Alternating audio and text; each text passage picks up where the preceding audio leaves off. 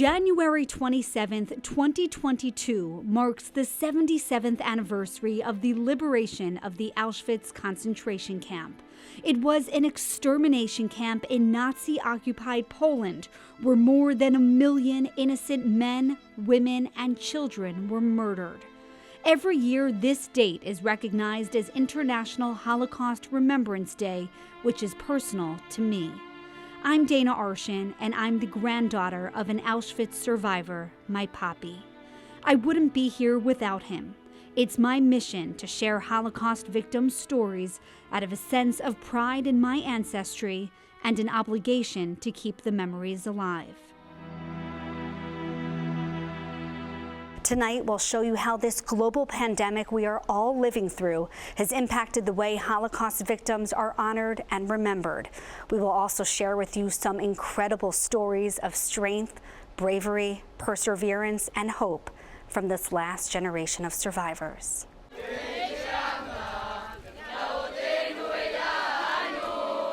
Step by step, in a show of solidarity, they march. For more than 30 years, thousands of people from across the globe have come together annually in Poland for the International March of the Living. It's an approximately 2-mile walk from the notorious main entrance of Auschwitz I over to Auschwitz II, which is the death camp more commonly known as Birkenau. I participated in the march in 2018 and documented my entire journey. This tradition, which takes place every spring, has been put on hold for 2 straight years. Not being able to travel to visit the sites of destruction of so many of our ancestors has left us feeling quite helpless. Phyllis Greenberg Heidemann is the president of the march. The organization's mission to bring visitors to Auschwitz annually has been paused due to travel restrictions and COVID safety concerns. This year, the march is set to resume in April, even as we see new COVID strains. But fewer than half of the 10,000 participants who usually come are expected to join. We are here. We remember. We will not forget. And no matter what obstacles we face, we are committed to coming to Poland. With each passing year, the number of survivors dwindles. The nonprofit Holocaust organization Claims Conference estimates there are only about 300 to 350,000 survivors still living across the globe. This is our last chance to hear these survivors' first-hand accounts of the horrors while they are still among us. Throughout this pandemic, we not only had the chance to meet some remarkable Holocaust survivors, but we also got to hear their COVID survival stories and their celebrations. Long Islander Esther Koziner turned 100 last year. I have children, that's why I'm still alive. My kids are wonderful. Your kids keep you going. Yeah, wonderful. She was born in Germany in 1921, right as the world was recovering from the Spanish flu pandemic. She and her parents managed to escape, but her sister Rosa was killed in a Nazi camp. Despite the decades that have passed, the scars of Esther's childhood have never faded. I was a little girl and it was very nice until Hitler came.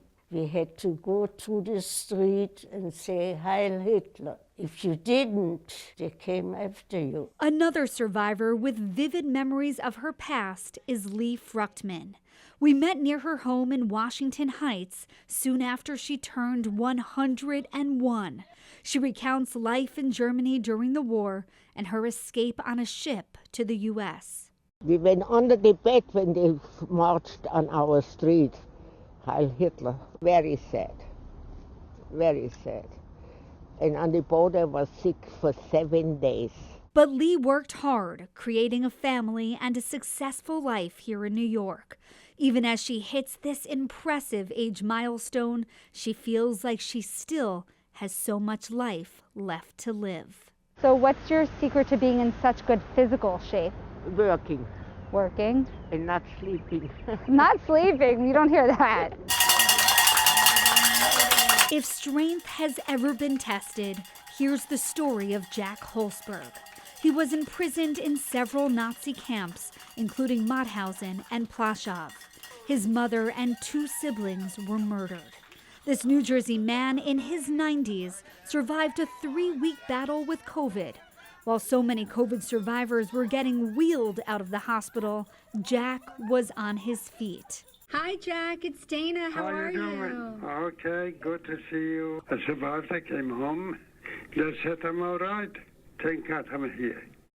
Sadly, Jack Holzberg has since passed away, driving home the need to hear these first-hand accounts now while we still can. Please stay with us tonight. We have more incredible stories to tell. Coming up, Mengele came around and asked for twins. They were just 11 years old. A harrowing tale from twin brothers who survived Nazi experiments. And later, it was a magical story that, you know, the Bible could have been found after all these years. How a long-lost heirloom finally found its way back to this grateful family.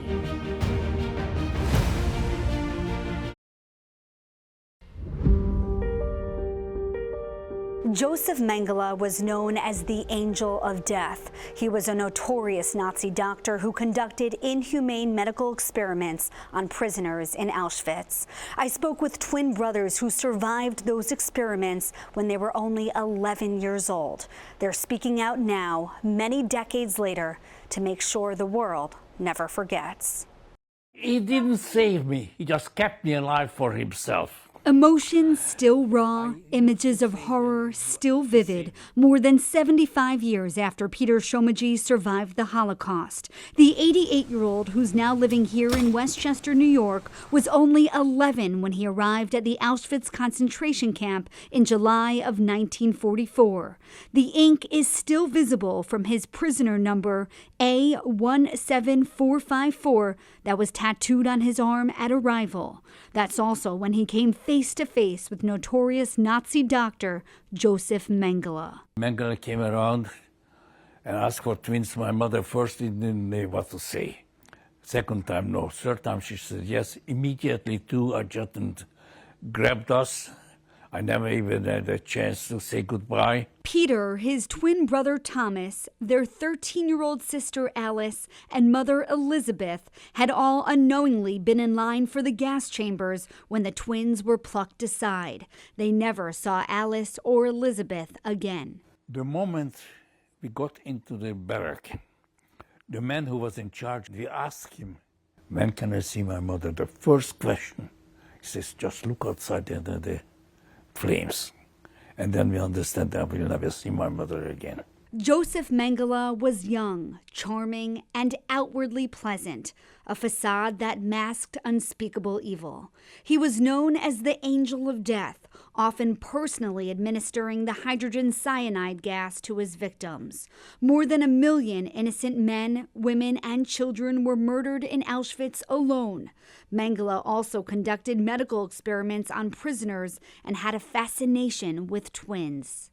I think his aim was to find some kind of an algorithm or something to help German mothers to conceive and to bear twins or triplets or whatever to increase the German population. Through Zoom, we spoke with Peter's twin Thomas, who changed his last name and now lives in Toronto. He and Peter were so young when they met Mengele and his cohorts, never really understanding what was being done to them. They remembered doctors drawing blood from their arms and measuring their heads. The one that I recall vividly, which was the most unpleasant, was taking an impression of my teeth. Basically, somebody packed what I figure must have been gypsum, calcium sulfate, in my mouth, and I had to keep my mouth open, and it was very unpleasant. I was like choking and gag reflex. Luckily, there was not the brutal experiments that was done before, because we were just about the last arrivals. After us, only another pair came. Peter and Thomas arrived at Auschwitz about 6 months before the camp's liberation. They were part of a massive group of more than 400,000 Jews packed into cattle cars and deported from Hungary in just 54 days. A lot of children, a lot of 11-year-olds and younger, they were killed right away because they weren't strong enough to work. Do you think you actually being a twin is why you survived? There's no doubt about it. I mean, it's absolutely certain. There's just there's no two ways about it. I would not be alive today if I hadn't been a twin. One day, when another Nazi officer, a doctor officer, came around and did a second selection, and they selected us again for the gas chamber, and we were taken out from the barrack into another room, locked inside, and we waited for the gas truck to take us to the gas chamber, except somehow or other, Mengele got wind of it. He says, no, I will decide when this, and not another officer. And that officer apparently angered Mengele, and he was sent to the Russian front. Mengele is the reason the boys are alive, a dark irony. After liberation, Thomas and Peter made their way to Israel, then London, and then Canada, where Thomas stayed and Peter eventually left for New York with his wife, Anna. Anna and her family also survived the Holocaust by hiding in different locations throughout Budapest. The twin brothers worked hard in their new lives and raised beautiful families. Their father, Joseph, survived the Dachau concentration camp and lived to be 105 years old. Peter and Thomas know their story is unique, and despite how painful it is to tell, they understand the importance of doing so. In about 10 to 15 years, there will be no survivors alive who were eyewitnesses. As far as I'm concerned, it was the greatest crime in human history, and it must not be forgotten. A plea to future generations to never forget. Coming up. I just cried. I could cry right now. You just cried like a child. It had been hidden for decades, how a priceless family heirloom has now resurfaced.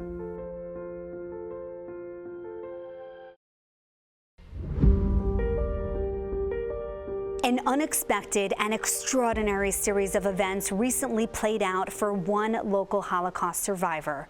Tonight, you will hear about the incredible discovery, unlocking stories from her family's past that had been hidden for decades. I just cried. I could cry right now.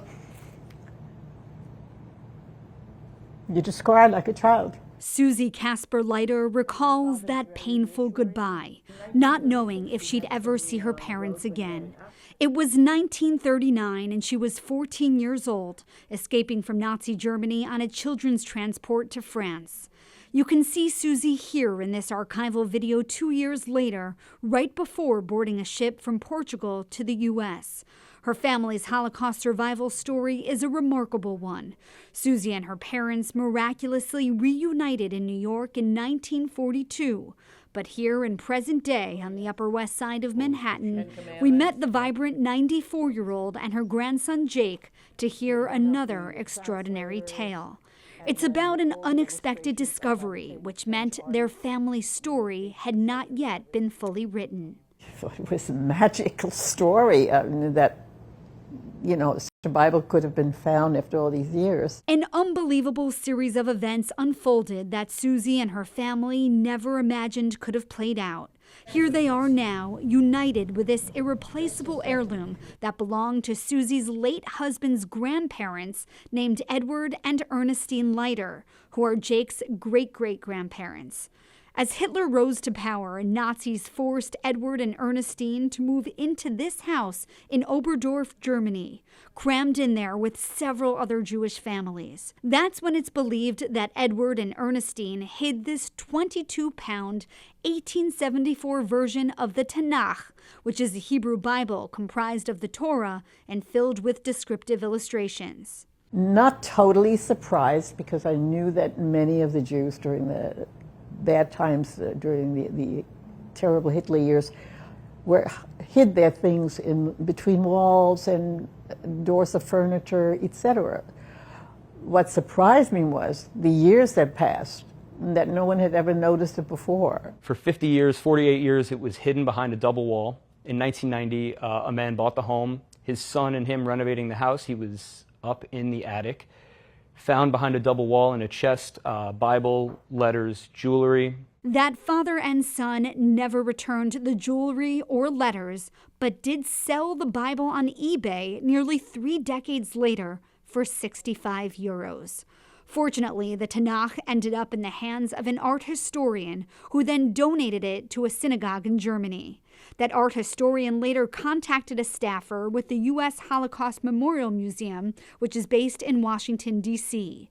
That's where researcher Joellen Decker works, who found Jake on LinkedIn and sent him this message telling him about the Tanakh. Arrangements were soon made for the heavy Bible to be hand-delivered to the lighters in New York. It's never happened in terms of repatriating an item. I've worked at the museum for 13 years. A huge accomplishment for Joellen and her team, who believe stories like this one remind future generations of all the individual lives lost during that dark period in history. Without those microhistories, you have no larger history. You have no context in which to really put what happened to people together. In August of 1942, Edward, Ernestine, and the other Jewish families packed into that house were sent to the Theresienstadt concentration camp. It's believed that the lighters hid their precious few possessions, including the Tanakh, right before their deportation. The Bible has been traced back to their family because this card with Edward's name on it and some other information was found inside the Bible. Part of the family's been regenerated. And, you know, I look at the Bible, and I'm just fascinated by the beauty of the script. So periodically now in the evening, if I want to be closer to my husband, who died almost 12 years ago, I read it like a book. And I find it just beautiful. Those who forget the past are doomed to repeat it. So I want my kids to know that that's real life. This happened, and not that long ago. So this is a real tangible item that they can see and look at, and I can tell them that their great-great-great-grandparents once held, and it's, I want them to know. That's it. Edward and Ernestine were later deported to the Treblinka extermination camp, where they were murdered. Susie and Jake vowed to make sure their legacies live on and that these unimaginable stories of horror serve to educate generations to come.